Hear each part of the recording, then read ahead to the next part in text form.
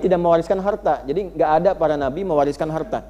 Maka turunlah hadis Nabi sallallahu alaihi wasallam diriwayatkan oleh sahabat Abu Darda radhiyallahu taala anhu dari Nabi sallallahu alaihi wasallam mengatakan, ya, man salaka tariqan yaltamisu fihi ilma sahhalallahu lahu tariqan ilal jannah wa innal malaikata la tadau ajnihataha ridan li talibil ilmi wa inna talibal ilmi yastaghfiru lahu man fis samawati wa man fil ardi hatta al-hitan allati fil bihar wa innal ulamaa, ini poinnya, warathatul anbiya'i wa innal anbiya'a lam yurisu dirhaman wala dinara walakinnahum warathul ilma, ini poinnya.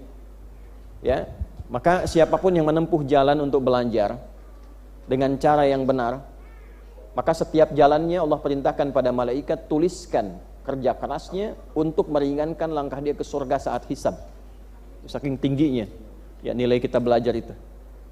Kemudian diperintahkan malaikat bentangkan sayapmu, anugerahkan ridha kepada setiap penuntut ilmu itu.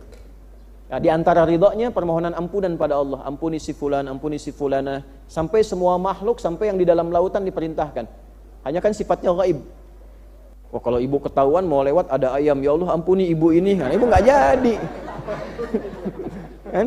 Itu gaib sifatnya, karena setiap hewan itu punya tasbihnya sendiri.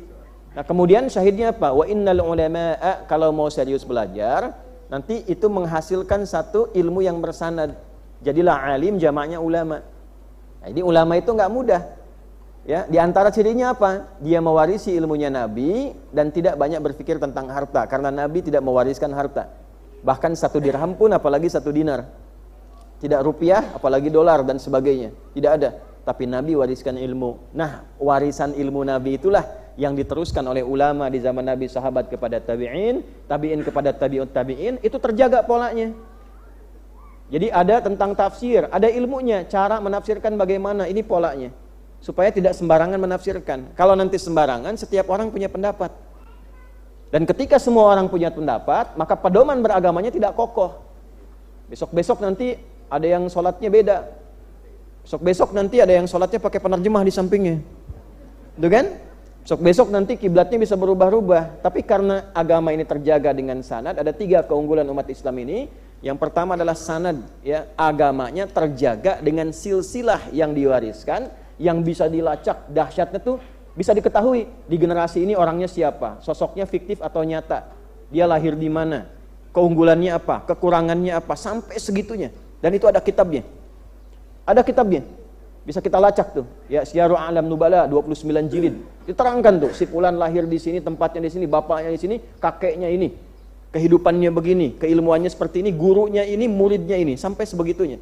Di mana ada agama yang menunjukkan silsilah ajaran agamanya sampai detil ke orangnya, sampai ke tempatnya, dan situsnya masih bisa ditemukan sampai sekarang.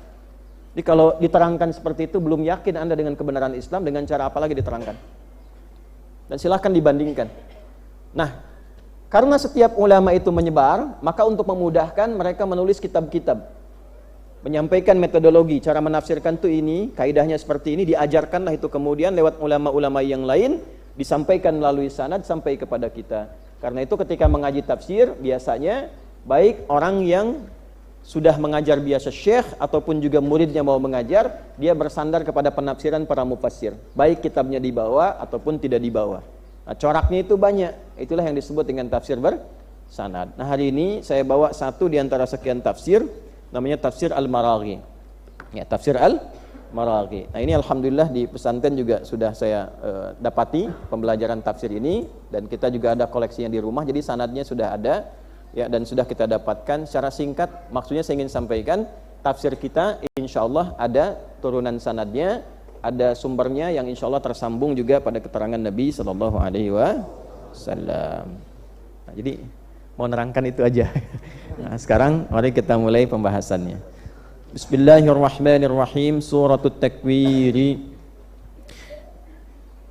Bab ini menerangkan tentang pembahasan surah At-Takwir. Hiya, surah At-Takwir itu makkiyatun, termasuk surah makkiyah.